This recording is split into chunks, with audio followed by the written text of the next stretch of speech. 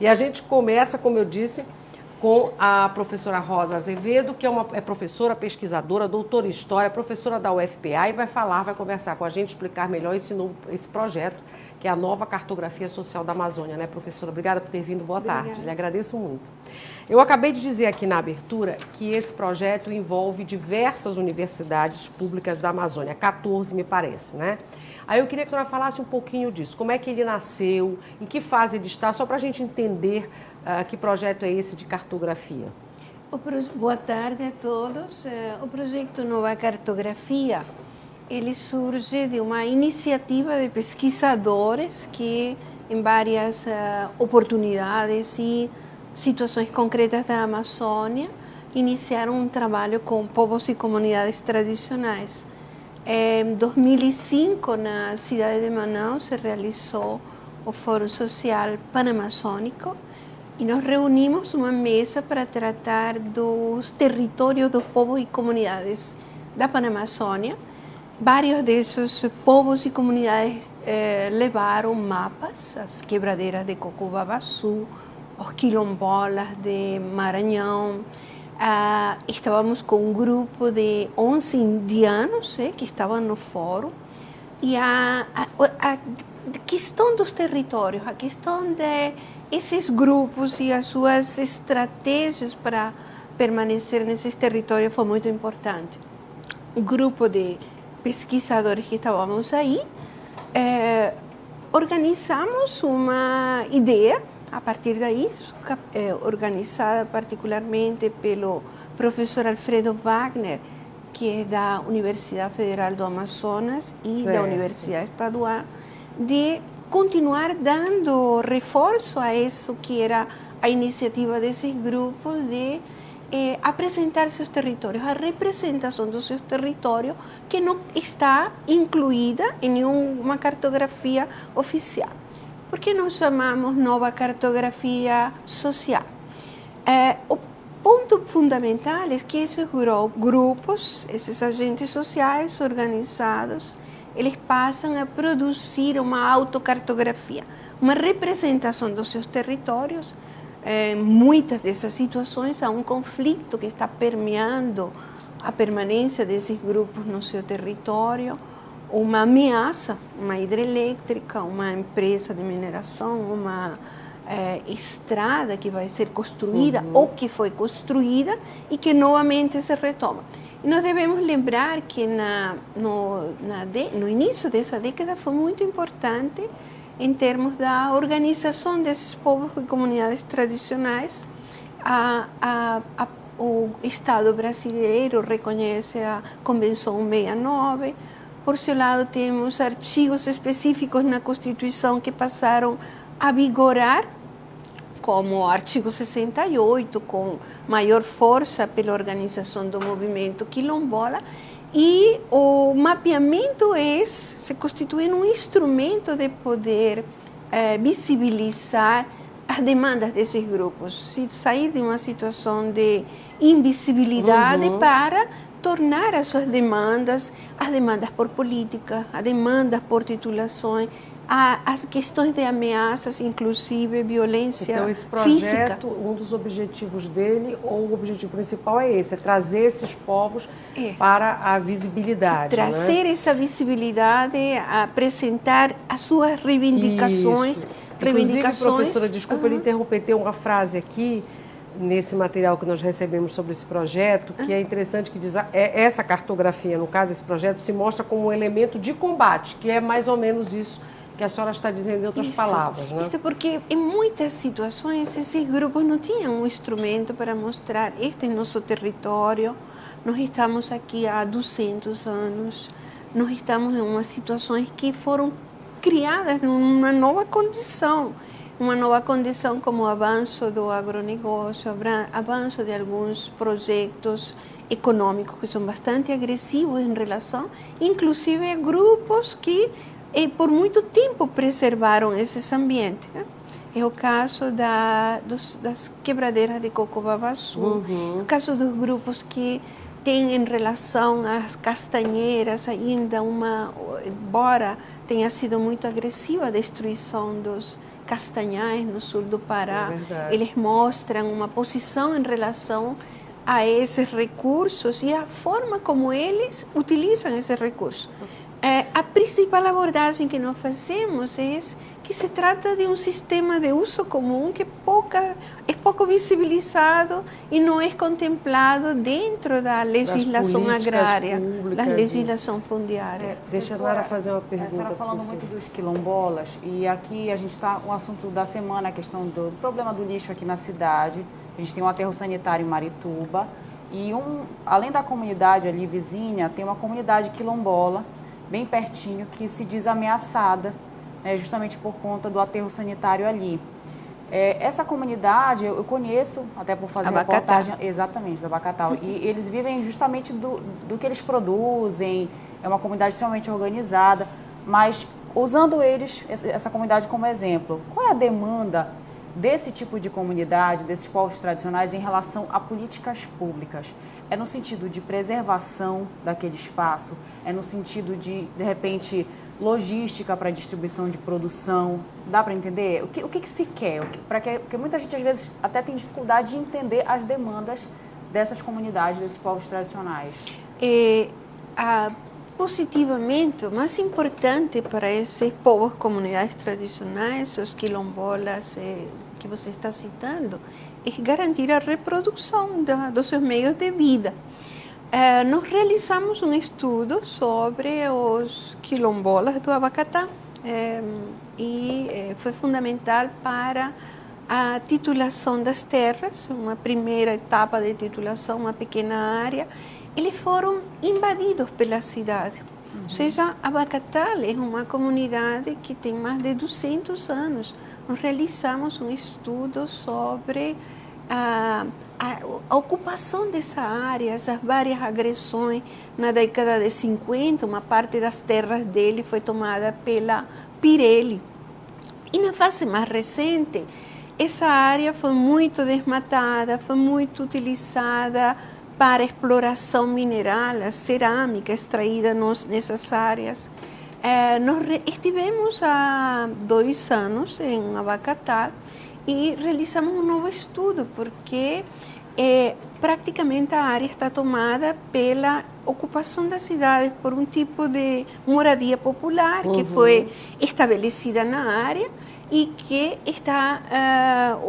os esgotos dessas moradias estão dentro do território. Como pode isto garantir que eles vão continuar produzindo a mandioca, que eles vão poder continuar com suas formas tradicionais de trabalho, Acho de que vida? cada um desses povos, né, dessas comunidades, tem uma demanda diferente. Isso. Alguma coisa pode ser parecida, né, professora? Que é a pergunta no caso do Abacatal, essa questão do lixo é muito forte, porque eles tinham lixo as cerâmicas, produziam cubões, não é? Que eram também um lugar que infestava a área. O transporte é uma dificuldade enorme para sair e, mais recentemente, essa questão do lixão. Aliás, nós temos um problema porque isto está sendo debatido a nível nacional e internacional como um racismo ambiental, onde estão estes grupos que ficaram à margem da sociedade, que optaram ou que ficaram numa situação mais por força de outras pressões, hoje se instalam lixões. É o mesmo caso de Cachoeira do Arari. É o caso de Salvaterra. Os lixões se instalam nos lugares onde estão estas comunidades. Em Alcântara, enquanto eles reivindicam uma titulação do território no conflito com a base de lançamento de foguetes, em Alcântara do Maranhão, Alcântara do Maranhão estão propondo um lixão. E como é que fica a legislação? Não há uma proteção específica para essas? Claro que há uma proteção específica. Porque é o próprio poder público, né? Que acaba, o próprio poder público. O aterro é o próprio poder público. Então, aqui surge como muito importante a forma como esses grupos se organizam para reivindicar direitos. E esse projeto pode ajudar nesse sentido, professora, tem ajudado de dar voz a essas pessoas? Tem ajudado. Em relação à situação mais recente de Abacatar, nós elaboramos uma nota técnica que está no infotécnico do projeto Nova Cartografia, onde mapeamos novamente, fizemos um novo mapa da área que estava sendo invadida pelos lixões. E, lamentavelmente, há um poder que é muito impositivo sobre essas comunidades e não reconhece as reivindicações que eles têm e o direito que eles têm à vida, o direito que eles têm ao território. Então, é bastante complexo e nós pensamos que o projeto tem condições, e sobretudo porque uma parte desse projeto ele passa a produzir também um conhecimento de direitos. Né? Em boa parte das comunidades onde nós temos trabalhado o mapeamento social, temos dictado cursos da Convenção 69, além de cursos técnicos de GPS, de poder eles monitorar seus territórios. Né? Isto em várias situações. Então faz parte do projeto oferecer esses cursos. O projeto oferece esses cursos, o projeto tem uma questão fundamental que é a formação do grupo. Nós actuamos como auxiliares no trabalho que eles precisam. Ou seja, a pesquisa aqui não vai impor, a pesquisa vai servir, o nosso trabalho nessa prática de pesquisa é contribuir para essa formação, contribuir para que eles se instrumentalizem materiais que vão ser importantes para ir ao Ministério Público, claro, à Secretaria do Meio Ambiente. Para que eles possam reivindicar, né? Isso. Ter instrumentos para isso. Professor Paulo, se quiser fazer alguma pergunta, pode fazer. A sensação que eu tenho, professora Rosa, é que é uma briga de Davi contra Golias. Né? O poder público ele impõe as suas armas, a sua força, e essas comunidades tradicionais salve-se como puder. Daí a importância dos grupos de pesquisadores, das instituições de pesquisa que dão este suporte. Né? Assim, eu queria saber como é que a senhora, como uma grande militante desse processo, vê os recentes retrocessos que a gente tem tido em Brasília em relação a esta questão da diversidade étnico-racial e de outras questões relacionadas aos povos tradicionais. Realmente estamos diante de um embate, de uma situação que, se bem nós acompanhávamos um avanço muito gradual, muito lento, do reconhecimento desses direitos territoriais, o artigo 68 da Constituição, o próprio decreto 6040 da Constituição, nós vemos um retrocesso. O decreto 4887, ele está sob uma situação de revisão dentro do Congresso, com forças muito poderosas. Né? E estas forças poderosas, elas têm como um elemento fundamental que essas terras são importantes para o avanço do agronegócio, e aí estamos acompanhando uma reestruturação formal do mercado de terras que representa um avanço sobre terras não tituladas, sobre terras que não foram demarcadas, e acompanhamos com muita preocupação o que ocorre no Marajó, o que ocorre no nordeste do Pará com a expansão do Dendê. Nós realizamos trabalhos sobre essas áreas não foram tituladas, e estes grupos estão rodeados de dendê, sob ameaça de grandes plantações de dendê. Acompanhamos como desaparecem igarapés, o efeito que tem os agrotóxicos. E, de fato, precisa armar-se uma outra posicionamento público em relação a estes obstáculos que se impõem à titulação dessas terras, a autonomia que esses grupos precisam. E esse projeto, eu acho que entra muito nessa questão da autonomia, não é, professora? Eu acho que pode ajudar muito nesse sentido de dar autonomia para esses povos nessa questão da instrumentalização. Como é que eles podem buscar os direitos deles, né? Acho que é muito por aí que vocês trabalham. Nós trabalhamos dessa forma, nós temos esse projeto teria a forma de uma equipe interdisciplinar. Nós temos advogados, biólogos, historiadores, filósofos, é uma diversidade de grupos de pesquisadores que têm condições de acompanhar, né? E, lamentavelmente, nós vemos que as políticas públicas elas estão totalmente na contramão daquilo que são as reivindicações desse grupo. Por outro lado, pensamos também que as universidades precisam avançar mais nessa linha. Quando pensamos os dados do desmatamento da Amazônia, é necessário rever o quanto há um papel importante desses povos e comunidades tradicionais na preservação desses recursos dessa Amazônia. Deixa só dar uma vizinha para o telespectador que quer fazer perguntas para a senhora, Tem tá? mais uma pergunta do professor Paraguaçu Elleres, do bairro do Marco. Ele quer saber se esse projeto envolve a questão das migrações a partir dos anos 70, da década de 70, que trouxeram novos costumes para a região. São observados esses novos costumes introduzidos nessas comunidades? Em novas áreas, nós temos, aí teríamos que ter uma forma de pensar a Amazônia, uma ocupação tradicional, essa ocupação que ocorre em novas áreas, sul, sudeste do Pará. Nós vamos enfrentar outras situações. E situações em que há o enfrentamento anterior de estes pequenos agricultores com fazendeiros, e estes grupos recuperam uma terra através de um acampamento, através de conquistas de terras que também representam para eles retomar essas áreas produtivas. Nós temos trabalhado na região sudeste do Pará, no município de Rondon do Pará, realizamos um trabalho muito interessante com acampados e com assentados. Assentados do assentamento José Dutra, né?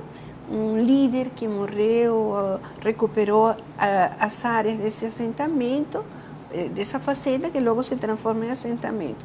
Uma das questões mais interessantes que vimos nesse assentamento José Dutra foi como eles estavam montando estratégias para recuperar a floresta, né?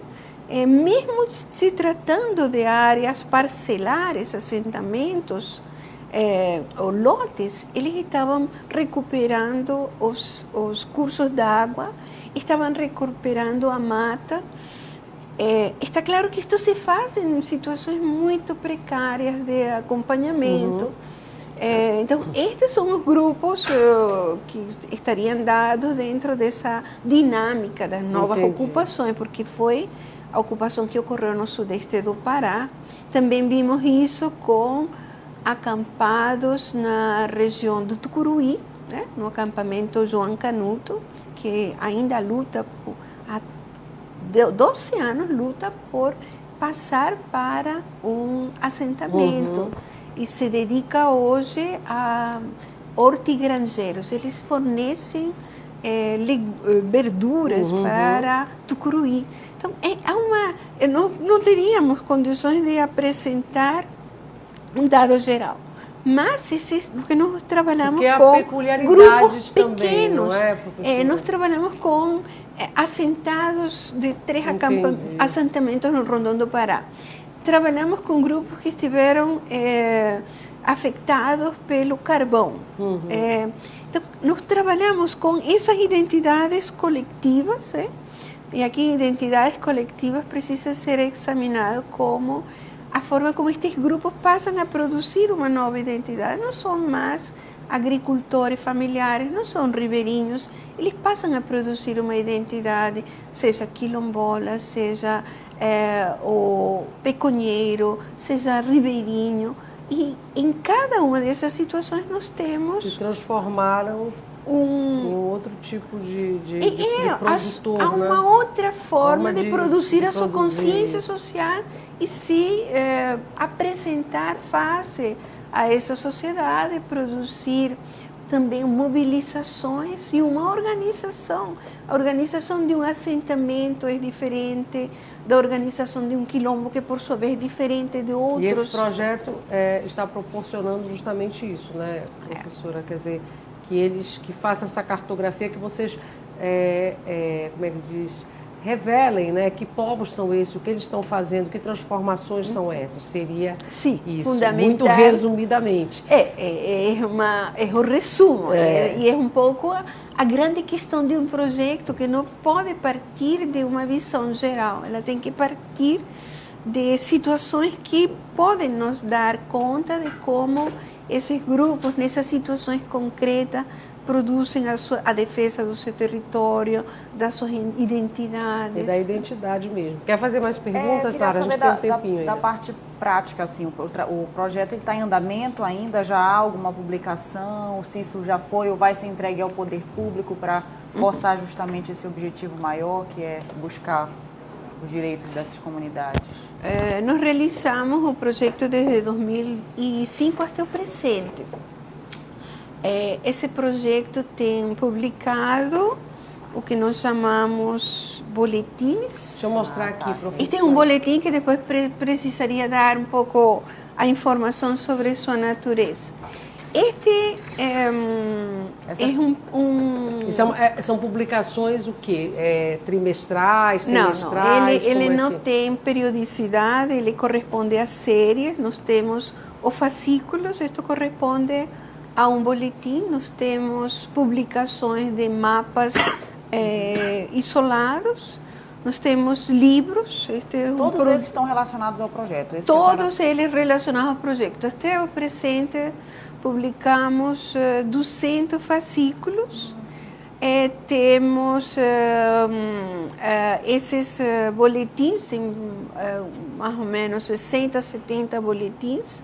Esse boletim que estamos publicando agora tem uma parte desse projeto que, pelas vinculações com a Panamazônia, realizamos cartografia na Colômbia, na Venezuela, em Guiana Francesa, e mais recentemente nos dirigimos a realizar uma cartografia social em Cuba, da qual resultam esses dois trabalhos, La Marina. Aqui, esse aqui é de Cuba, né? Cuba.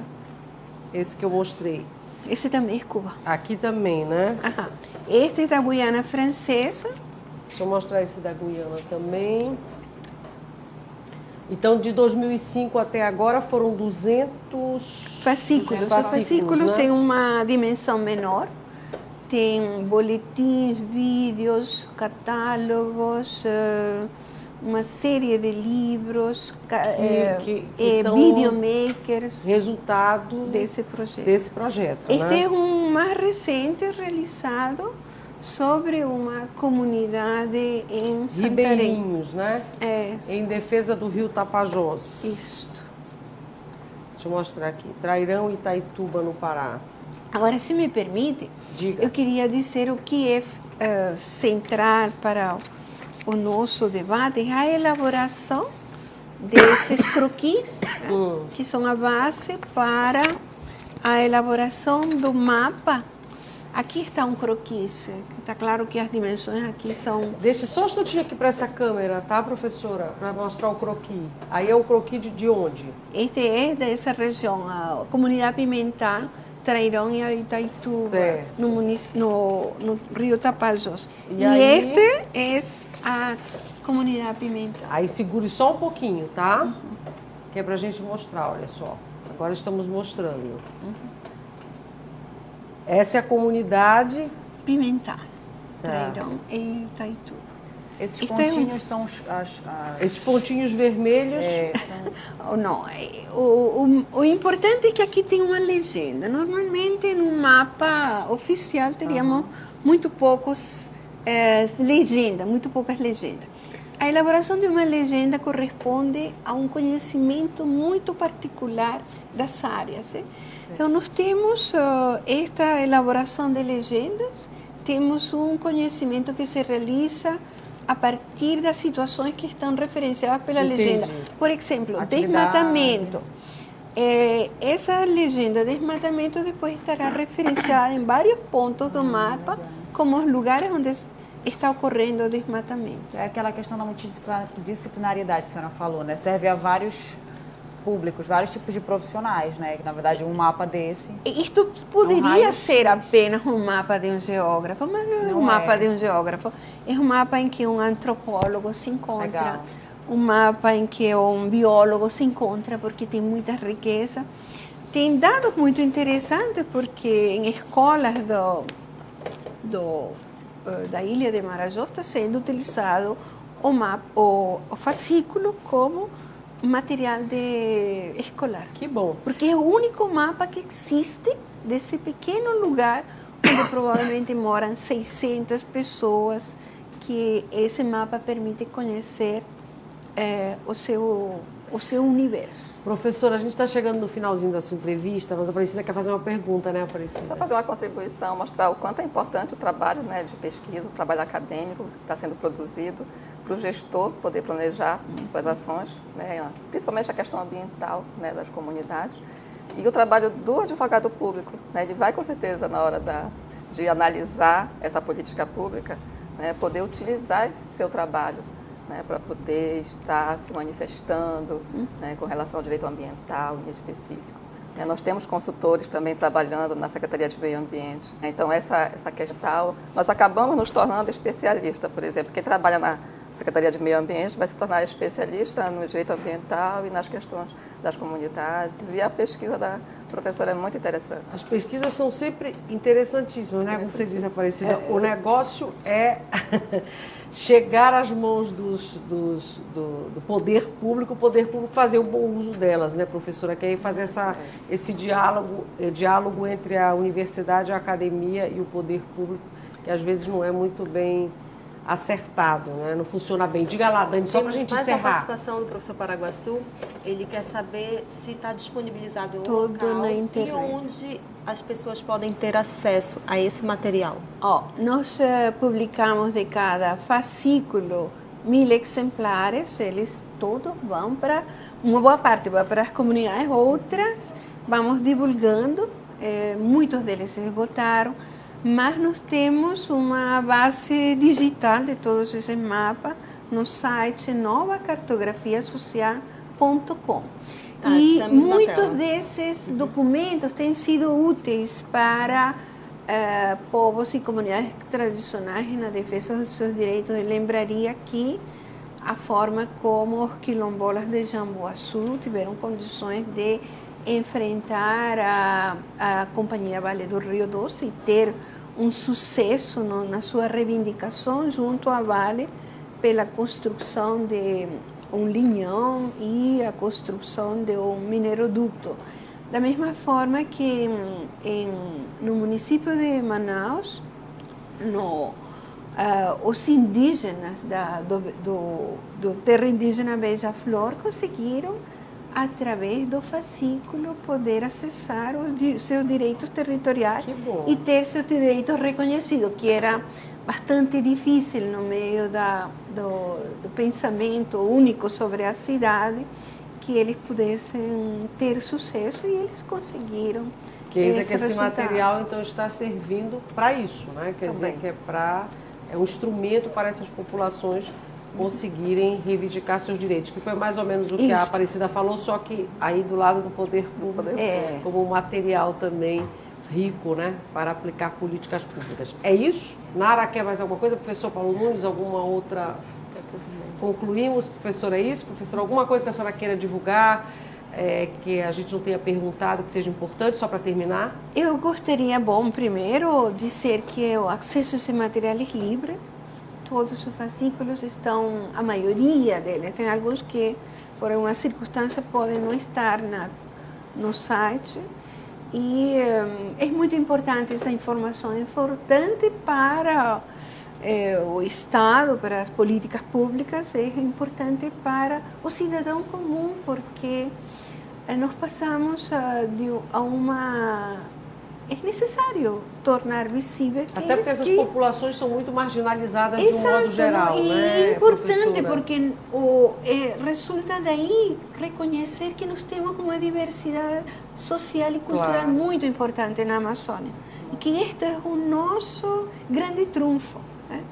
E o projeto realmente traz essa visibilidade a toda prova. Com certeza. E nós esperamos que as pessoas se aproximem do projeto para conhecer. Nós temos uma pequena sala no NAIA e normalmente alguns desses fascículos, eles sempre, quando estão disponíveis, Que as pessoas eles são também- apresentados e facilitados. para a Entendi. pessoa. No NAE, no Núcleo de Altos Estudos Amazônicos, na UFPA, não é, professora?